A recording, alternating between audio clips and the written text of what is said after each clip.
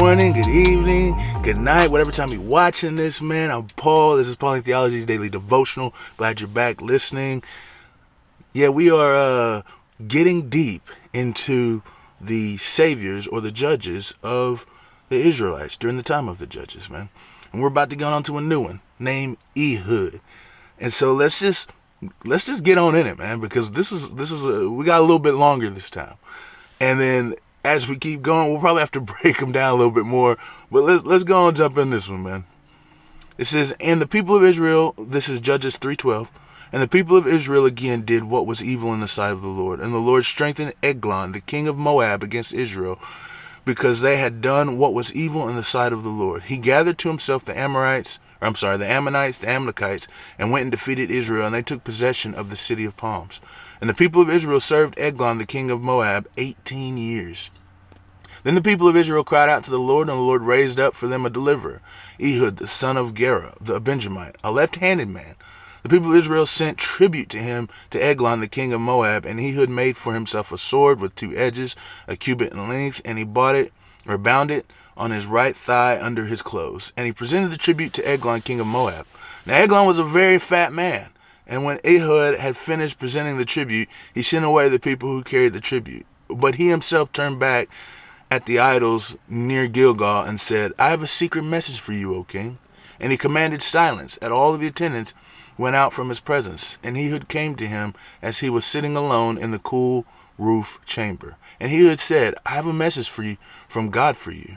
And he arose from the seat, and Ehud reached with his left hand, took the sword from his right thigh, and thrust it into his belly.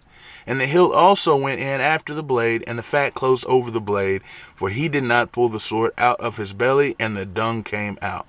Then Ehud went out into the porch, and closed the doors of the roof chamber behind him, and locked them. And when he had gone, the servants came, and when they saw the doors of the roof chamber were locked, they thought, surely he is relieving himself in the closet of the cool chamber. And they waited till they were embarrassed.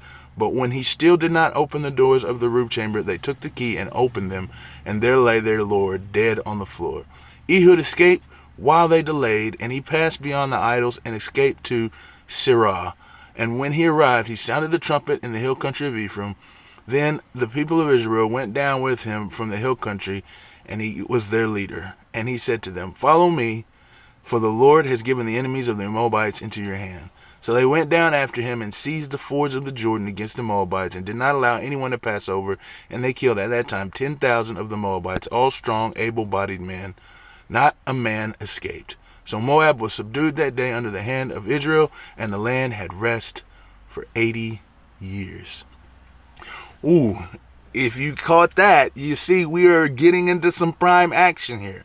Okay, what happened? Well, we get into that cycle again. We talked about the cycle maybe a couple episodes ago, where it was the people do wrong, they sin against God, they forget their God, they serve the Baals, and then after that they get oppressed. After they get oppressed, then they cry out to the Lord. After they cry out to the Lord, then the Lord raises up a Savior. When the Lord raises up a Savior, he saves them, and then the land has rest, or they are freed from their oppression. As soon as they are freed from their oppression and the person dies, then the cycle starts over again. So we're in this cycle again. After Othniel dies, we see that the people serve Baal again.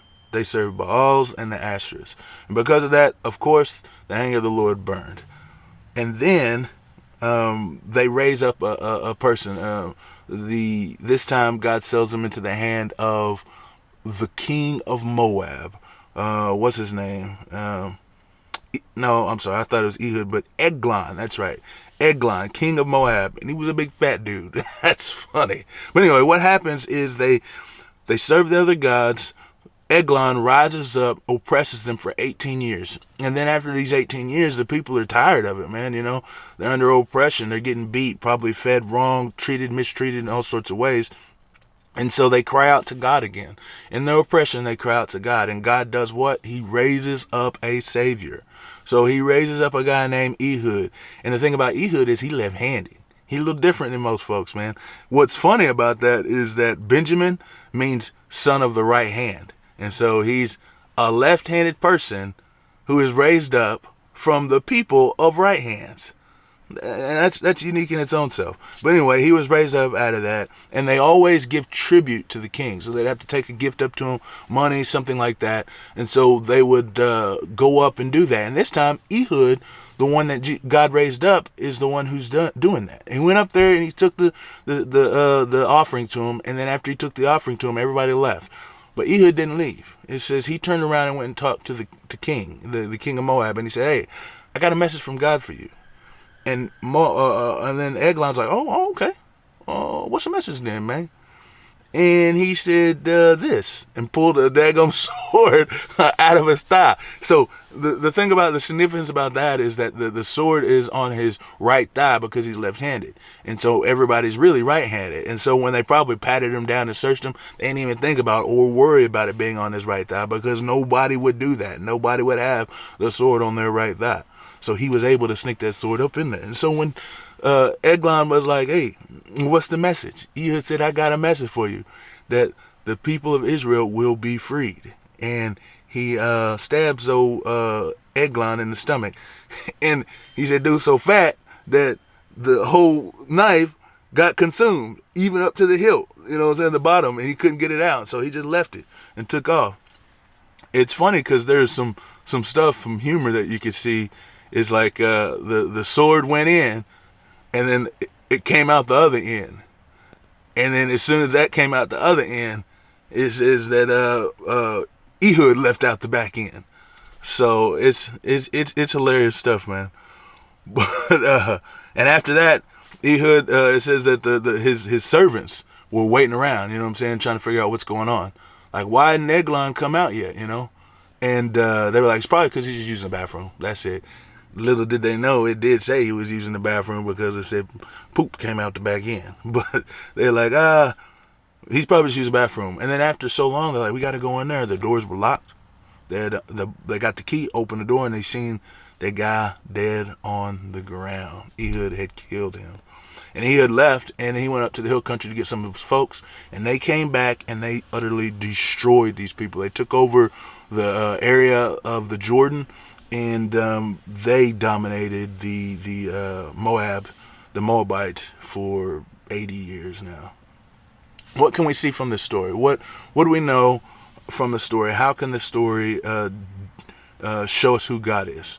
Well, we see, obviously, again, the main factor that we see in all of these, and we'll probably talk about this every time, so don't get tired of it, because I want to remind you, because it's a great idea, a great theme, a great understanding to know about the character of God, is that he is gracious. You see, even when they serve the other gods, and they did it before, and God knew that when they did it, that they were going to turn away from him after Othniel died. And so even after Othniel died, they served. Even after Othniel died, they served the other gods, and God still saved them. Still raised up a savior when he cried out for them, man. Still raised up a savior. And I'm going to tell you, they probably not repenting either. They're probably just doing that because they want God to help them. But God knows this and still saves them. God is gracious. What do we find out about ourselves, man? Is that, and I think this is a cool thing, and it's not always something that you could just pull side to side, but I think it's, we are ingenious people.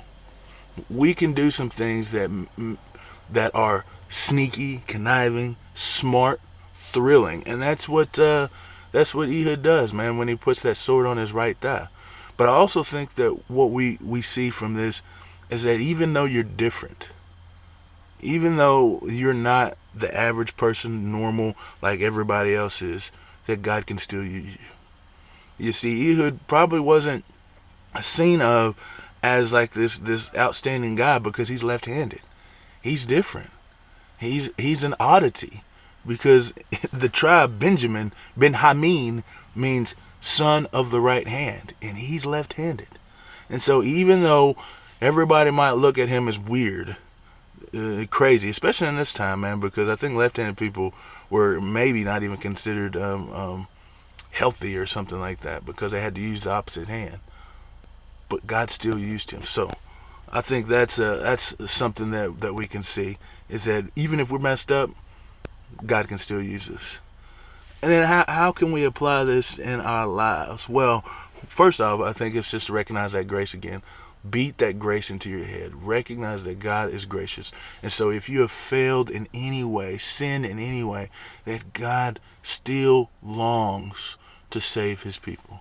God still longs to save his people. But then I also think that, man, if you think you're too far gone to be saved, man, don't think that, because God not only can save his people, but he can use you after you have been saved and redeemed for his purposes to help save others. You see, Ehud was different, and still he was able to use that difference for the kingdom. Man, I'm glad you guys listened to time, and yeah, let's keep reading through Judges and go through the next one. The next one we're going to break down a little bit more. It's Deborah. So read ahead. If not, come on, we'll read together, but we'll break it down. I'll see y'all guys in the next one. Keep studying every day.